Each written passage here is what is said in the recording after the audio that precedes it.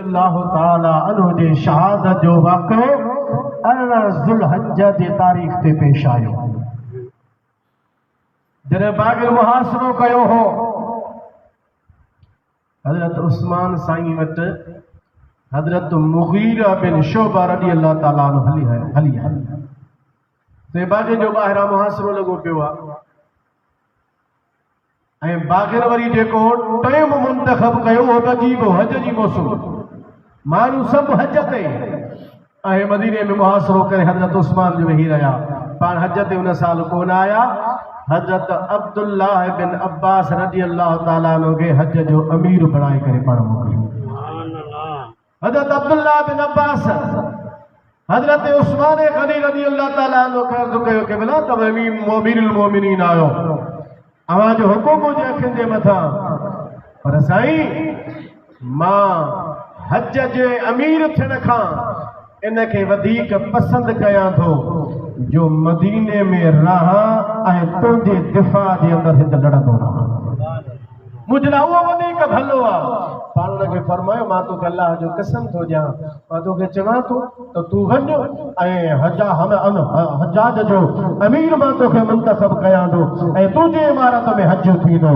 हज़रत अब्दुल्लाह बिन अब्बास होॾे विया ऐं हुज़ूर अलैहिस्सलातु वस्सलाम जा सहाबी हज ते बाग़िर हेॾां मुहासिरो कयो। मुग़ीरा बिन शुअबा रज़ी अल्लाह ताला अन्हु हुज़ूर जो सहाबी हली आयो। चईसे मां 3 ॻाल्हियूं तव्हां वटि खणी आयो आहियां, उन मां हिकु ई तव्हां पसंदि कयो। ॾिसो था बाक़ी एतिरा घणा कोन्हनि खे मुहासिरो करे बीठा। कहिड़ियूं 3 ॻाल्हियूं? चईसे पहिरें नंबर ते मुंहिंजो अर्ज़ु ही आहे या त साम्हूं दर खां निकिरो बाग़िर सां हली करे मुक़ाबिलो कयो। पूरी ममलिकत इस्लामीअ जी फ़ौज अव्हांजे हथ में आहे। ही बाक़ी एतिरा न आहिनि, पूरी दुनिया इस्लाम जी फ़ौज अव्हांजे हथ में आहे। साम्हूं निकिरो न सभिड़ो सभु मुस्लमान असां गॾु। ॿिए नंबर ते जेसे पोइ साम्हूं दर ते आहियूं बाग़ी वेठा आहिनि, अवां पुठियां दरवाज़ो कराए भित खे भञराए दरवाज़ो करे ॿाहिरि निकिरो।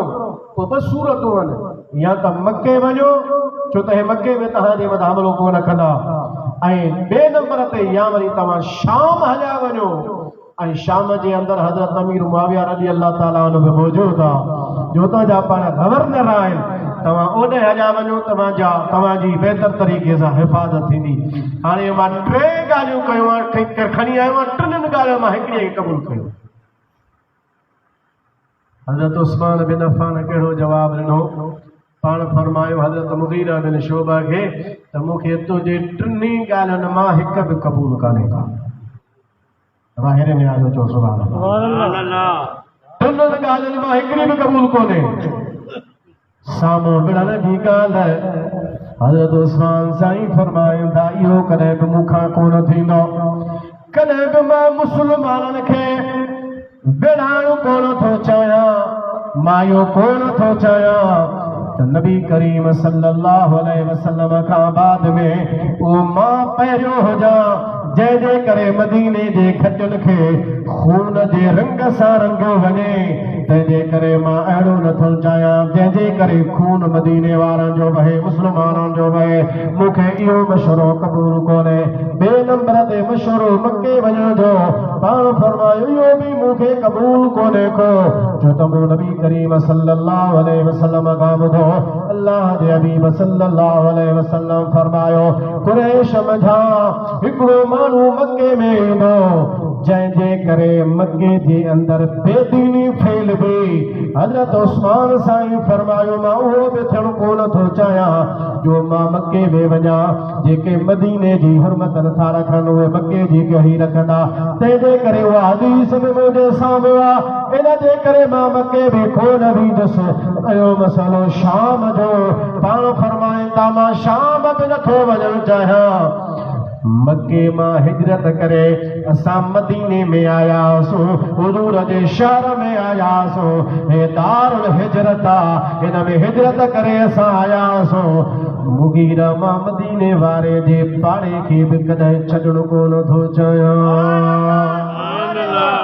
अने हुजूर जे पाए खे छॾे मां शाम में काॾे वञा, मां शाम कोन वेंदुसि, माण्हू खे वेढ़ण जे लाइ बि मां इजाज़त कोन थो ॾियां।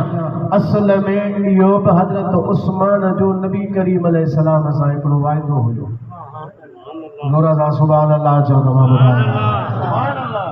हज़रत उस्मान साईं जे शहादत जो वाक़ियो ओचितो कोन थियो हो।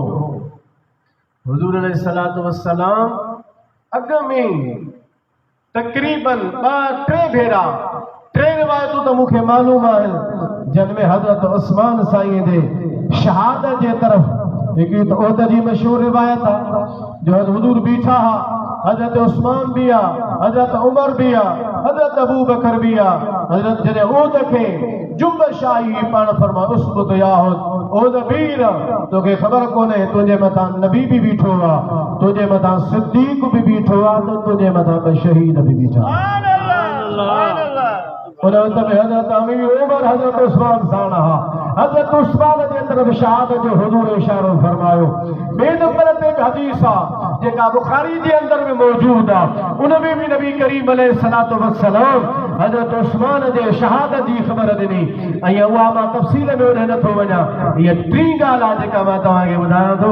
अमा आयशा सिद्दीक़ा रज़ी अल्लाह ताला अन्हा जो बयान आहे त हिकिड़े मौक़े ते नबी करीम अलैहिस्सलाम फरमायो, आयशा मुंहिंजे कंहिं सहाबीअ खे सॾु कर। साईं हज़रत अबू बकर खे सॾु कयां? नबी करीम अलैहिस्सलाम फरमायो, न अबू बकर खे सॾु न कर, साईं अमीर उमर खे सॾु कयां?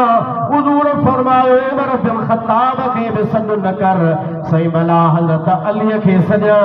हुजूर फरमायो अलीउल मुर्तज़ा खे बि न सॾ, साईं या रसूल अल्लाह पोइ भला हज़रत उस्मान खे सॾु कयां? नबी करीम अलैहिस्सलाम फरमायो हाओ उस्मान खे सर्रा। हज़रत उस्मान खे सर्रायो वियो। नबी करीम अलैहिस्सलाम जे हवेलीअ में हज़रत उस्मान हली आया। हज़रत अम्मा आयशा फरमाए थी, हुजूर मूंखे फरमायो आयशा तूं पासे ते थी वई, मां पासे ते थी वई आहियां। नबी करीम अलैहिस्सलाम हज़रत उस्मान सां कन में कुझु ॻाल्हायो। हज़रत उस्मान गनी रज़ी अल्लाह ताला जे चेहरे खे मूं ॾिठो त चेहरे में कुझु तब्दीली मूंखे नज़र आई। उन खां बाद में हज़रत उस्मान वापसि हलिया विया। वक़्तु गुज़रंदो रहियो, हुजूर जो बि विसाल थियो, हज़रत अबू बकर सिद्दीक़ जो बि विसाल थियो, हज़रत अमीर उमर जो बि शहादत थी वई। उन खां बाद में हज़रत उस्मान जो जॾहिं टाइम आयो, बाद जो मुहासिरो हज़रत उस्मान जे घर जो हुयो। माण्हू जॾहिं चवे पियो उस्मान तव्हां रुॻो ऑर्डर कयो, हज़रत अलीउल मुर्तज़ा शेर ख़ुदा रज़ी अल्लाह ताला अन्हु हली आया, तव्हां हुकुम कयो, अवां अमीर आहियो, सभु मुस्लमान अवां जे पुठियां आहिनि, बाक़ी चंद आहिनि उनखे ख़तम करण में देरी कान लॻंदी। हज़रत उस्मान ॿिन्हिनि खां जंग खां मना फरमाईंदा रहिया।